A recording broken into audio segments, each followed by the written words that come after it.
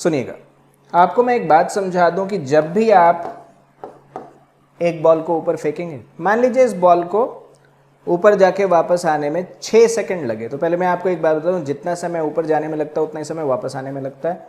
तो 3 सेकंड जाने में और 3 सेकंड ही आने में लगेगा, और उसमें से भी टाइम बिल्कुल सिमेट्रिकली डिवाइड होता है। जैसे मैं समझाता हूँ, जैसे पहले सेकंड में अगर यहाँ था, दूसरे सेकंड में यहाँ था, और तीसरे सेकंड में अगर यहाँ था, तो चौथे सेकंड में वापस यहीं मिलेगा आपको, पांचवें सेकंड में वापस यहीं मिलेगा, और छठे सेकंड में वापस ग्राउंड पे मिल जाएगा। मतलब जितना लास्ट के 1 सेकंड में ऊपर चढ़ा उतना ही वापस में भी 1 सेकंड में ही वापस आएगा।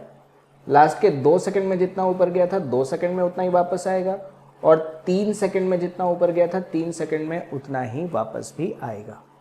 समझ रहे हैं सिमेट्री? तो इस बात को समझिए, मैं जाने वाला मोशन देखता ही नहीं हूं, मैं वापस आने वाले मोशन की बात कर लेता हूं। वापस आने वाले मोशन की जब मैं बात करूंगा, ये तो फ्री फॉल है। क्या है फ्री फॉल? तो हमने सबसे पहले देखा यहां पे क्या कंसेप्ट है, displacement in last n second of upward journey is equal to displacement in first n seconds of downward journey।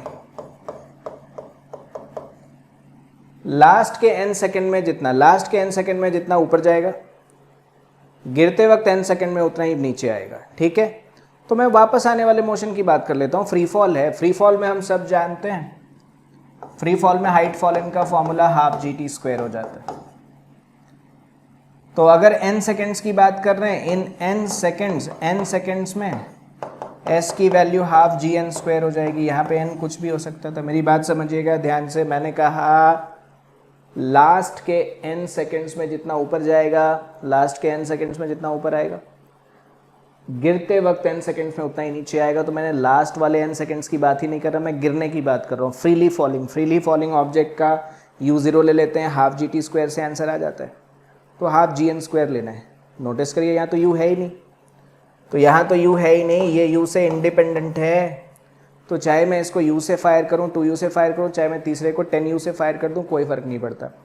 Last के n seconds of the upward journey में, लास्ट के n seconds of the upward journey में दोनों का जो distance covered होगा वो same आएगा। कितना आएगा इस प्रॉब्लम के हिसाब से? हाफ इंटू 9.8 इंटू 1 का स्क्वायर। दोनों 4.9 मीटर चलेंगे, दोनों के दोनों 4.9 मीटर चलेंगे। S1 इक्वल्स टू S2 आ रहा है, S1 इक्वल्स टू क्या आ रहा है? S2।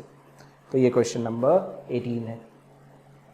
समझ गए इस बात को कि डाउनवर्ड जर्नी में n सेकंड में जितना चलेगा, लास्ट के n सेकंड्स में उतना ही गया था। तो मैंने डाउनवर्ड वाला कैलकुलेट कर लिया, इट्स इजी टू कैलकुलेट, वहां से आंसर आपका आ गया। This is question number 18।